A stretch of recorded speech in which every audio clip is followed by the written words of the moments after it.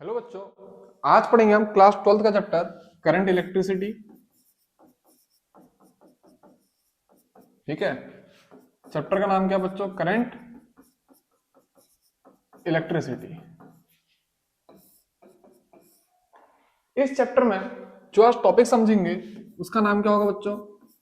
EMF, terminal potential difference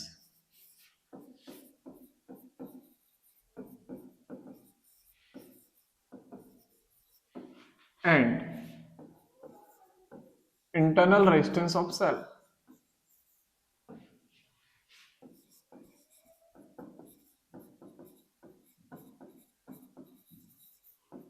ठीक है बच्चों, टॉपिक क्या है? EMF, terminal potential difference and internal resistance of cell.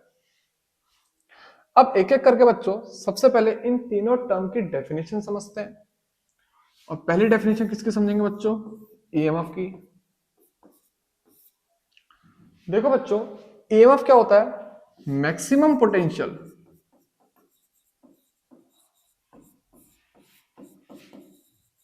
Maximum potential of a cell when no current drawn through it.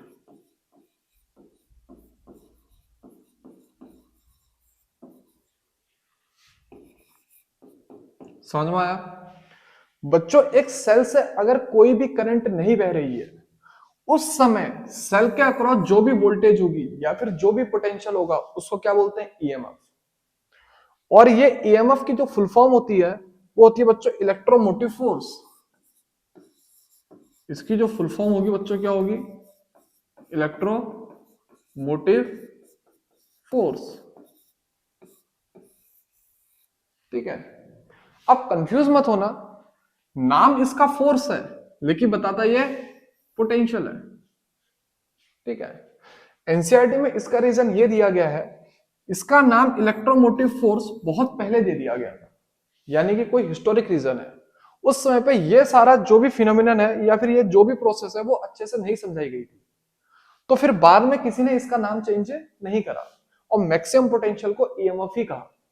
ठीक है। तो EMF क्या होती है? Maximum potential of a cell when no current drawn through it. कोई दिक्कत? अब इसके बाद बच्चों सेकंड डेफिनेशन पढ़ते हैं। वो सेकंड डेफिनेशन किसकी होगी? Terminal potential difference.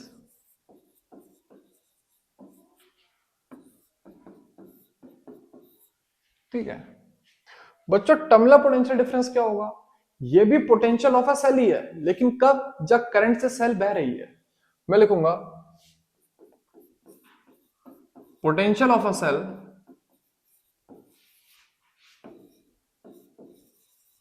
When current flows through it. समझ में आया? अगर बैटरी से करंट बह रही है तो बैटरी का क्रॉस जो भी पोटेंशियल होगी या फिर जो भी वोल्टेज होगी उसको क्या बोलेंगे? Terminal potential difference. तो बच्चों पहले की दो डेफिनेशन तो समझ गए होंगे, एक ईएमएफ की और एक टर्मिनल पोटेंशियल डिफरेंस की। अब तीसरी डेफिनेशन समझते हैं बच्चों किसकी? इंटरनल रेजिस्टेंस की।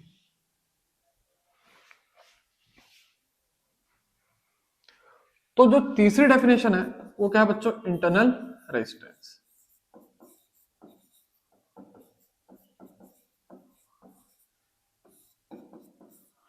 इंटरनल रेजिस्टेंस क्या होगा बच्चों? सेल का रेजिस्टेंस जो कि इंटरनली होगा। तो मैं लिखता हूं ये क्या है? रेजिस्टेंस ऑफ सेल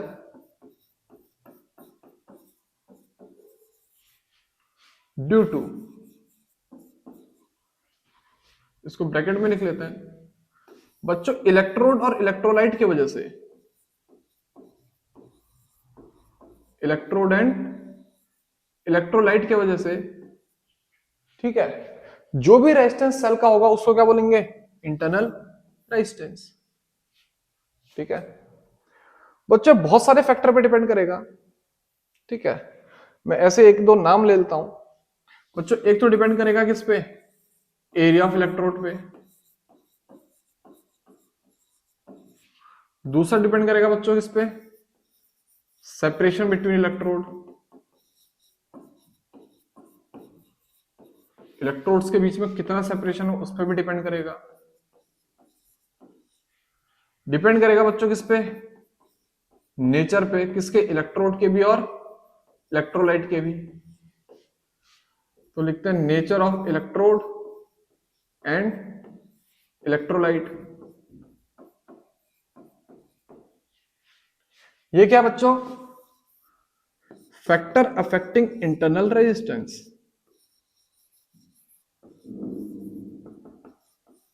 समझ में आया? सेल का जो भी इंटरनल रेजिस्टेंस होगा वो किन किन फैक्टर पे डिपेंड करेगा।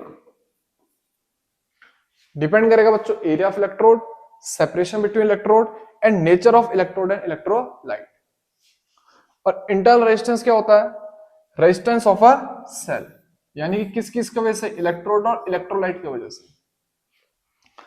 तो बच्चों सबसे पहले हमने ये तीन डेफिनेशन समझनी थी, ठीक है, ये तीन डेफिनेशन समझनी थी, ईएमएफ की, टर्मिनल पोटेंशियल डिफरेंस की और इंटरनल रेजिस्टेंस ऑफ सेल की। तीनों डेफिनेशन हम बोर्ड पे लिख चुके हैं और समझ चुके हैं। अब इसके बाद बच्चों आगे बढ़ते हैं, एक डायग्राम कंसीडर करते हैं, ठीक है, या एक सर्किट कंसीडर करते हैं। मैं लिखता हूं कंसीडर अ सर्किट, ठीक है बच्चों। ये क्या है, एक बैटरी जिसका ईएमएफ होगा ई, और ये क्या है, बैटरी का इंटरनल रेजिस्टेंस स्मॉल आर। इसको बच्चों एक की से कनेक्ट करो और एक्सटर्नल एक रेजिस्टेंस कैपिटल आर से कनेक्ट करो, ठीक है। और बच्चों इस बैटरी का क्रॉस क्या लगा दो, एक वोल्ट मीटर।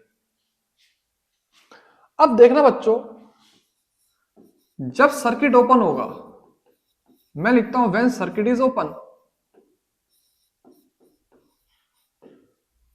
ठीक है, यानी कि ये जो की है वो क्या, ओपन है, तो इस पूरे सर्किट में कोई भी करंट नहीं बह रही होगी।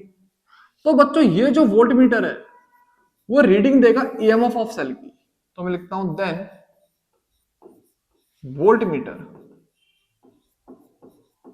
गिव्स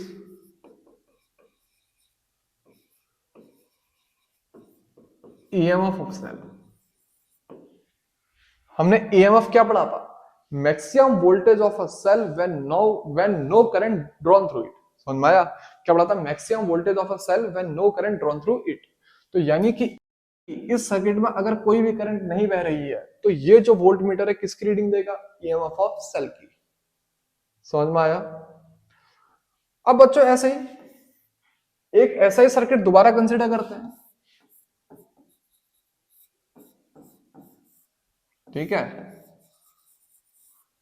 ये क्या है, external resistance capital R, internal resistance small R, और ये ईएमएफ ई, ठीक है। अब अगर मैं इस सर्किट को क्लोज कर दूं या फिर इस की को क्या कर दूं, बंद कर दूं, मैं लिखता हूं when circuit is closed,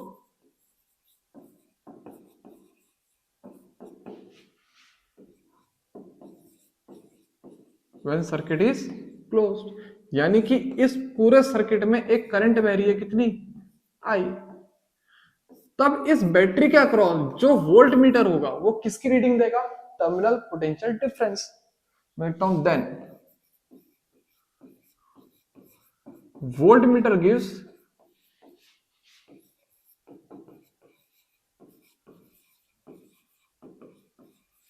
reading of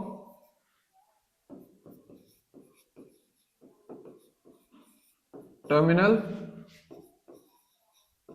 potential difference of cell. तो बच्चों फिर से क्लियर हो गया होगा ईएमएफ और टर्मिनल पोटेंशियल डिफरेंस की डेफिनेशन और लॉजिक, ठीक है। ईएमएफ क्या है, जब सर्किट से कोई भी करंट नहीं बह रही है तब बैटरी का क्रॉस जो भी वोल्टेज होगी। और टर्मिनल पोटेंशियल डिफरेंस क्या है, जब बैटरी से या फिर पूरे सर्किट में करंट बह रही है तब बैटरी का क्रॉस जो भी वोल्टेज होगी वो क्या होगी, टर्मिनल पोटेंशियल डिफरेंस। अब इसके बाद देखो बच्चों, एक आध फॉर्मूले समझते हैं जो कि इसमें यूज होंगे। ठीक है, तो मैं लिखता हूं फॉर्मूला किसका, टर्मिनल पोटेंशियल डिफरेंस का।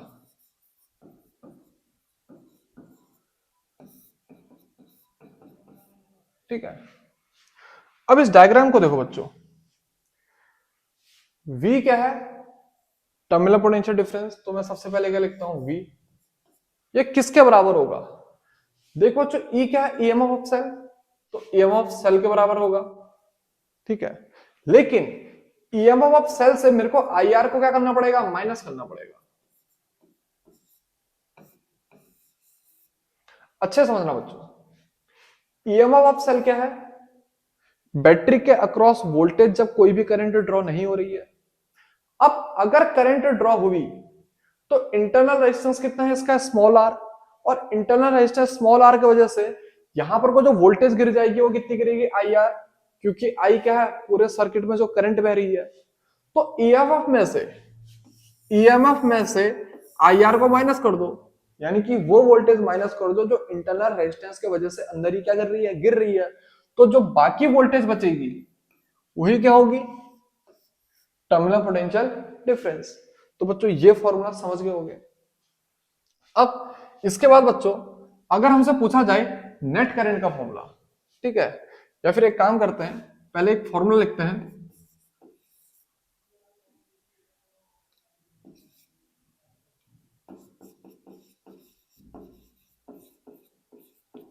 Formula for small are.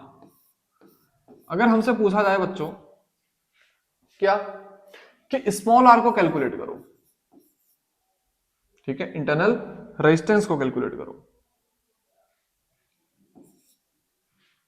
तो कैसे करेंगे, देखना बच्चों, V इक्वल टू क्या लिखोगे, E माइनस आई आर। ठीक है, पहले फॉर्मूला तो ये आएगा।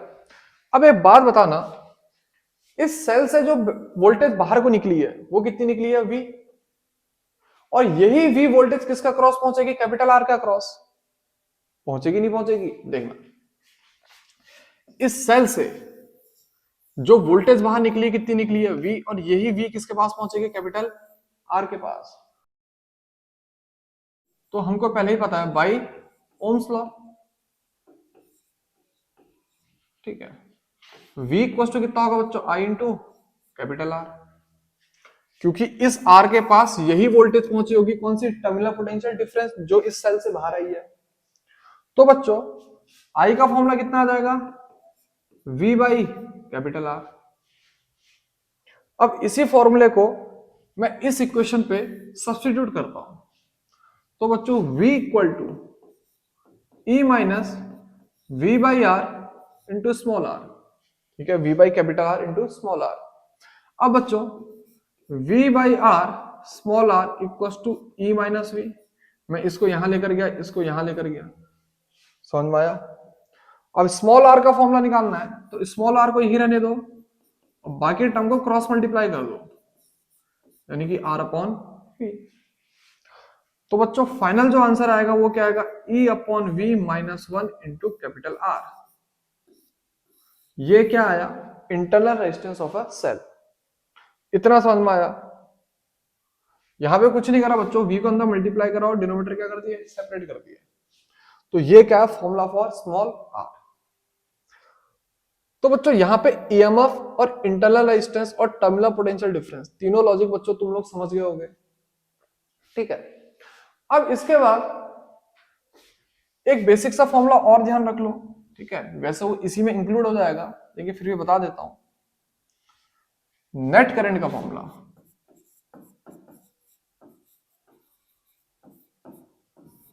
बच्चों नेट करंट कितनी आएगी,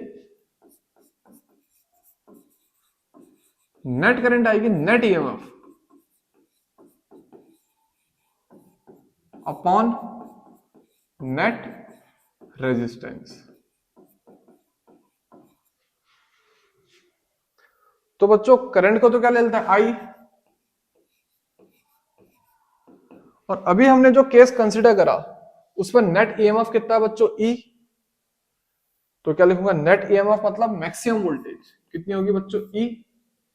और नेट रेजिस्टेंस कितना होगा बच्चों, external resistance plus internal resistance, external resistance plus internal resistance. ठीक है बच्चों, डायग्राम ध्यान रखो।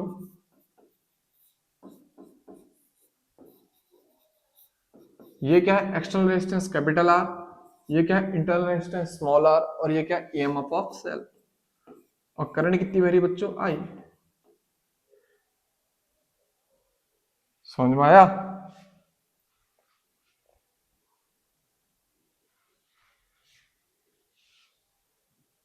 तो बच्चों जो करंट आएगी वो क्या आएगी, नेट वोल्टेज। नेट वोल्टेज कितनी है, ई, या फिर net EMF upon net resistance. बच्चों ये स्मॉल आर और कैपिटल आर किस में है, सीरीज में है, तो आर प्लस आर, सीधे क्या लगा है, Ohm's law, I equals to E by R, या फिर net EMF upon net resistance.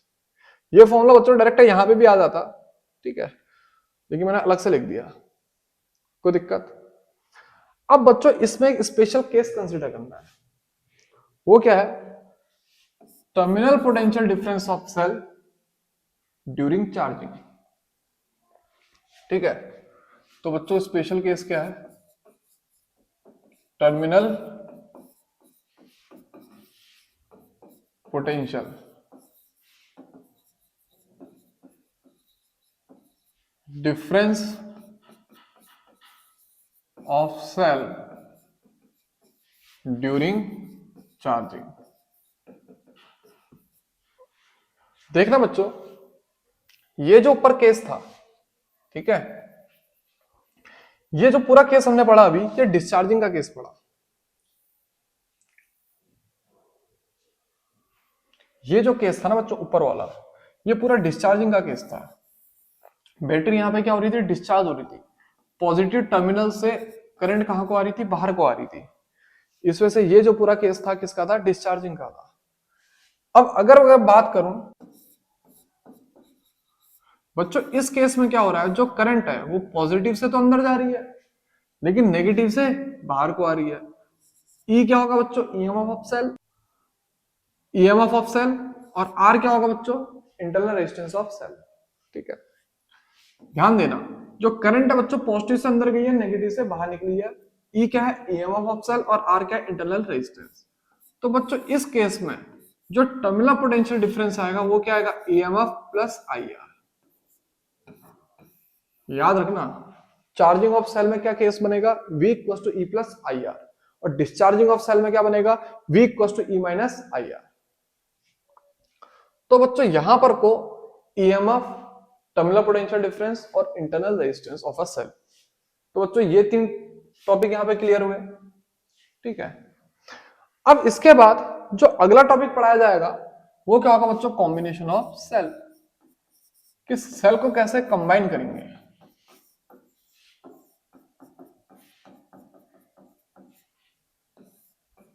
अभी से पहले बच्चों तुम कॉम्बिनेशन ऑफ रेजिस्टेंस पढ़ चुके हो, कॉम्बिनेशन ऑफ कैपेसिटेंस पढ़ चुके हो, तो आज क्या पढ़ेंगे, combination of cell in series, और एक क्या होगा, इन पैरेलल। समझ में आया। सेल को भी बच्चों, सेल का भी कॉम्बिनेशन बच्चों कितने प्रकार से होगा, दो प्रकार से, एक होगा सीरीज के तरीके से, एक होगा पैरेलल के तरीके से। तो सबसे पहले बच्चों सीरीज को समझते हैं। ठीक है, तो मैं लिखता हूं सबसे पहले, लेट टू सेल्स आर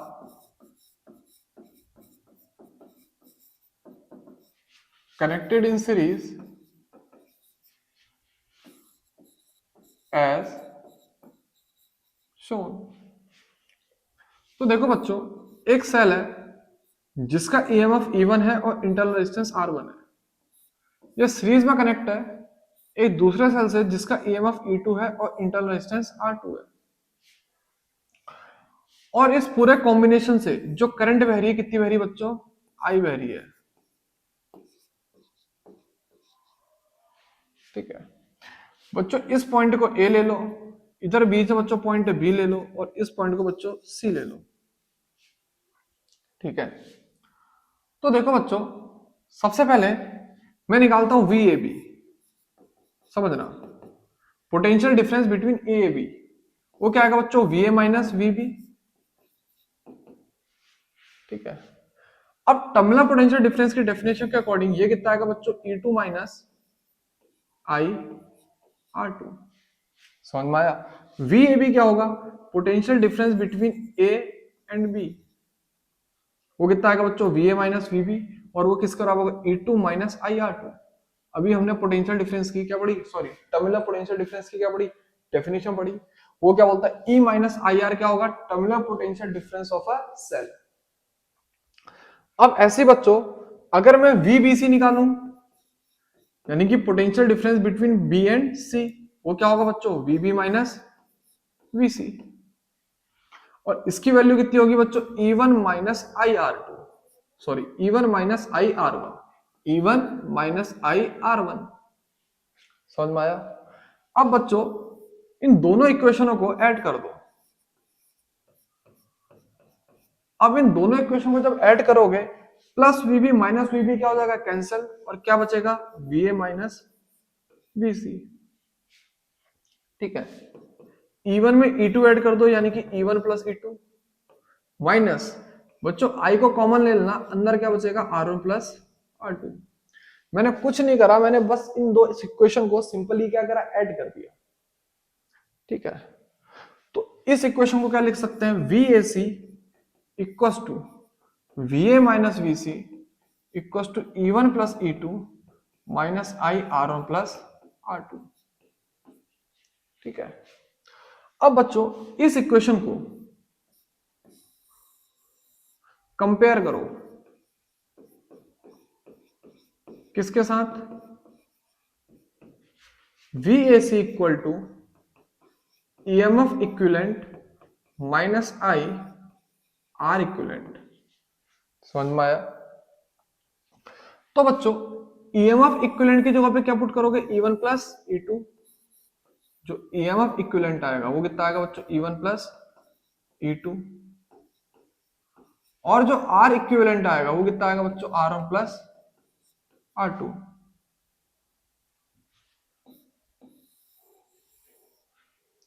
इतना समझ में आया? और ये जो डायग्राम है, इसका यहां पर कोई इक्विवेलेंट डायग्राम बना लो। ये पॉइंट क्या था, ए, ये पॉइंट क्या था, सी, यहां पे क्या आएगा, इक्विवेलेंट, और ये क्या आएगा, आर इक्विवेलेंट, और इससे करंट कितनी बह रही होगी, आई।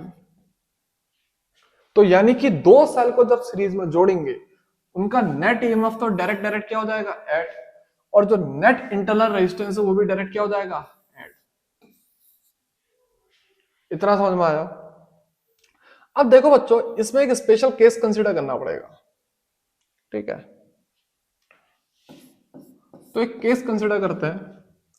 मान लो बच्चों, जो सेल का कनेक्शन है वो कुछ इस तरीके से है।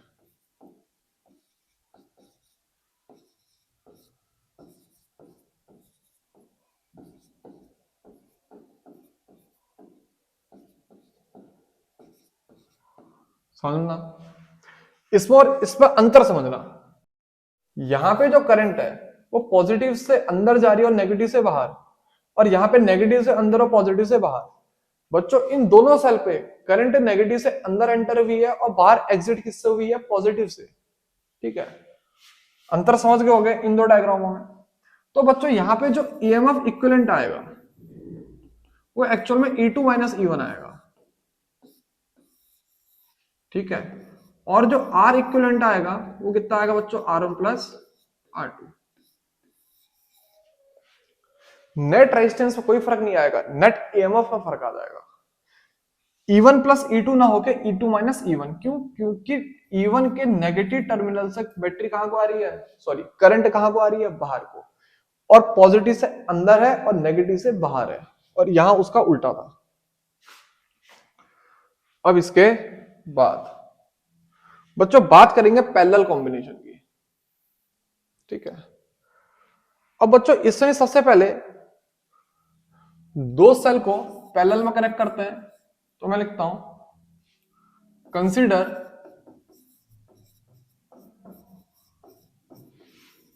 two cell connected in parallel as shown। ठीक है, तो बच्चों मान लो दो सेल पैरेलल में कनेक्ट हैं,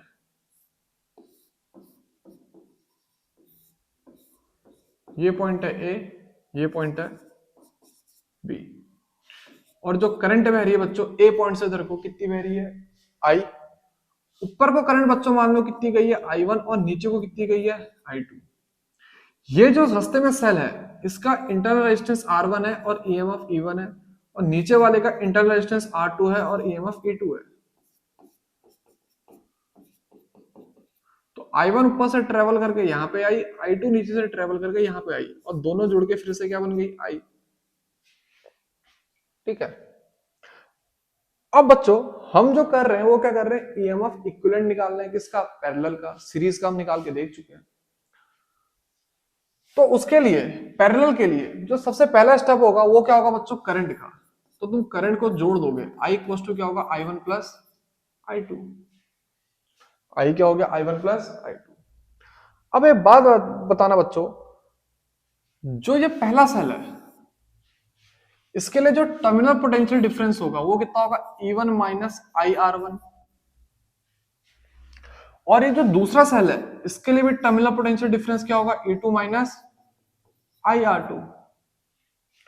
ये V और ये V दोनों का क्या होगा सेम, क्यों, क्योंकि दोनों किसमें पैरेलल में, और पैरेलल में वोल्टेज क्या होती है सेम। समझे, इस सेल का जो टर्मिनल पोटेंशियल डिफरेंस होगा वो क्या होगा E1 माइनस IR1, और इस सेल का जो टर्मिनल पोटेंशियल डिफरेंस होगा वो क्या होगा E2 माइनस IR2, और ये दोनों V क्या होंगे सेम, क्यों, क्योंकि दोनों किसमें पैरेलल में।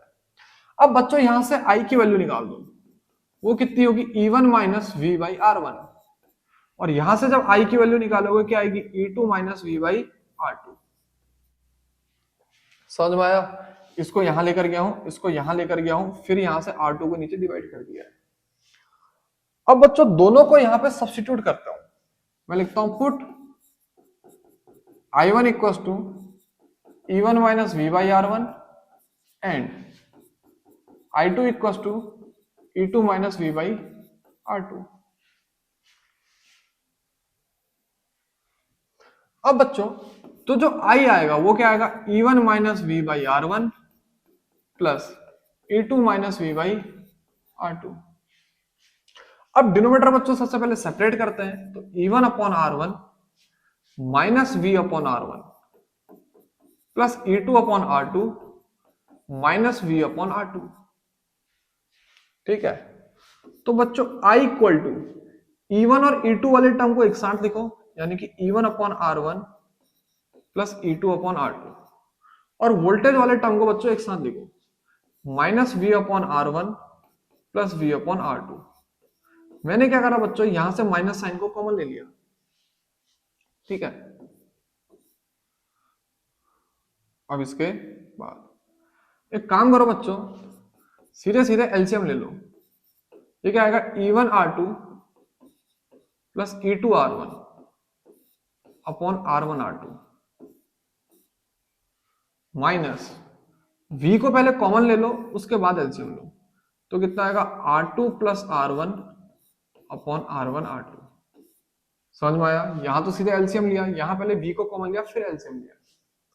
अब बच्चों टर्मिनल पोटेंशियल डिफरेंस का फॉर्मूला याद करो, यहां पे रफ पे V इक्वल टू क्या होता था E माइनस IR। जो V का टर्म होता था वो लेफ्ट साइड होता था और वो सिंगल या फिर अलोन होता था।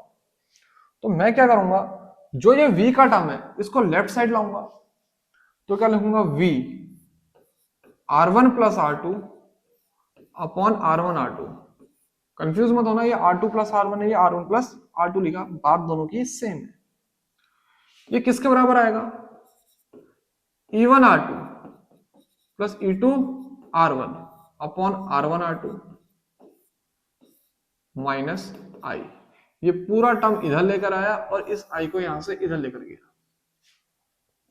अब बच्चों क्या करते हैं, इसको क्रॉस मल्टीप्लाई कर देते हैं, यानी कि V को तो ऐसे ही रहने देते हैं, E1 R2 plus E2 R1 upon R1 plus R2 ठीक है, माइनस आई R1 R2 upon R1 plus R2। एक स्टेप मैंने स्किप कर लिया, ठीक है, मैथ्स की कैलकुलेशन का, समझ गए होगे बच्चों। इसको जब यहां मल्टीप्लाई करेंगे, क्रॉस मल्टीप्लाई, R1 R2 और ये R1 R2 क्या हो जाएगा, कैंसिल, और ये पूरा टर्म कहां आ जाएगा, नीचे डिनोमिनेटर में, ठीक है। फिर इसको जब क्रॉस मल्टीप्लाई करोगे बच्चों, R1 R2 न्यूमरेटर में आ गया और R1 प्लस R2 डिनोमिनेटर में आ गया। इतना समझ में आया।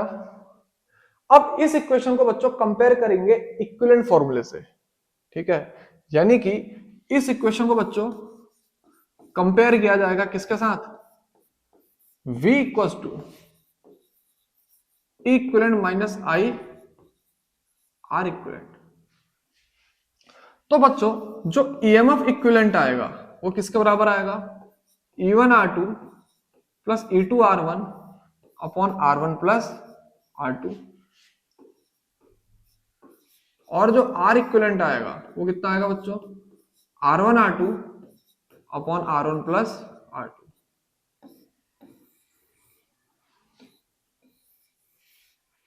इतना समझ में आया। तो यानी कि बच्चों ये जो डायग्राम था या फिर ये जो दो सेल थे, ठीक है, इनका अगर इक्विवेलेंट डायग्राम बनाया जाए नीचे, ठीक है, ये पॉइंट होगा ए, ये होगा ईएमएफ इक्विवेलेंट, और ये क्या होगा, आर इक्विवेलेंट, यानी कि इंटरनल रेजिस्टेंस का इक्विवेलेंट, और इस पूरे सर्किट से कितनी करंट बह रही होगी, आई, ठीक है। और ये पॉइंट मैंने क्या लिया था, बी, ठीक है। उन दो सेल का कंबाइन जो डायग्राम बनाया वो ये बनाया, और इसका ईएमएफ इक्विवेलेंट बच्चों ये आएगा, और इसका रेजिस्टेंस इक्विवेलेंट बच्चों ये आएगा, ठीक है। अब अपनी आसानी के लिए या अपनी सहूलियत के लिए इक्विवेलेंट को दूसरे तरीके से भी याद किया जा सकता है। मैं लिखता हूं, और जो इक्विवेलेंट है उसको याद करने का तरीका क्या होगा, इक्विवेलेंट अपॉन आर इक्विवेलेंट, क्या लिख सकते हैं, E1 upon R1 plus E2 upon R2। समझ में आया। इस फॉर्मूले को आसान से या फिर अपनी सहूलियत के लिए इस तरीके से याद कर लो, equivalent upon R equivalent equals to E1 upon R1 plus E2 upon R2, और वहीं पर को जो 1 अपॉन आर इक्विवेलेंट होगा वो तो सीधे सीधे पैरेलल कॉम्बिनेशन है, यानी कि 1 upon R1 plus 1 upon R2। तो ये क्या हो बच्चों, सेल का पैरेलल कॉम्बिनेशन, ठीक है। अब बच्चों एक स्पेशल केस इसमें ही बनेगा,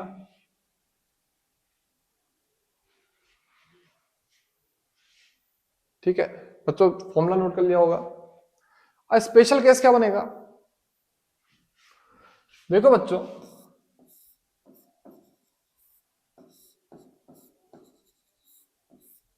ये पॉइंट है ए, ये पॉइंट है बी, ऊपर को करंट गई बच्चों I1 और नीचे को कितनी गई I2, और टोटल जो करंट बह रही है कितनी बह रही है I। ऊपर ईएमएफ है E1 और इंटरनल रेजिस्टेंस है R1, नीचे ईएमएफ है E2 और इंटरनल रेजिस्टेंस है R2, ठीक है। तो बच्चों इस केस में जो E equivalent upon R equivalent होगा, समझ गए होगे, क्या आएगा, E1 upon R1 minus E2 upon R2। Minus क्यों बच्चों, डायग्राम को कंपेयर करना, इस वाले डायग्राम में जो करंट बाहर को एग्जिट हो रही थी E2 से, वो भी कौन से टर्मिनल से हो रही थी, पॉजिटिव, और जो एंटर हो रही थी वो कौन से टर्मिनल से हो रही थी, नेगेटिव। लेकिन इस डायग्राम में जो E2 है, इसमें करंट की जो एग्जिट हो किससे हो रही है, नेगेटिव से हो रही है, और एंट्री किससे हो रही है, पॉजिटिव से हो रही है। तो अगर नेगेटिव से एग्जिट हो रही है, इस वजह से E2 का साइन क्या ले लिया, नेगेटिव, और ऊपर जो एग्जिट हो रही थी किससे हो रही थी बच्चों, पॉजिटिव से ही हो रही थी, इस वजह से E1 का साइन क्या लिया, पॉजिटिव, ये ऊपर E1 लिख लेना, ठीक है, 1 लिखना भूल गया था। इतना समझ में आया बच्चों। और इक्विवेलेंट रेजिस्टेंस में कोई फर्क नहीं आएगा, इक्विवेलेंट रेजिस्टेंस का फॉर्मूला अभी भी वही रहेगा, पैरेलल कॉम्बिनेशन वाला, 1 upon R equivalent equals to 1 upon R1 plus 1 upon R2। इतना समझ में आया। तो बच्चों आज के लिए इतना ही।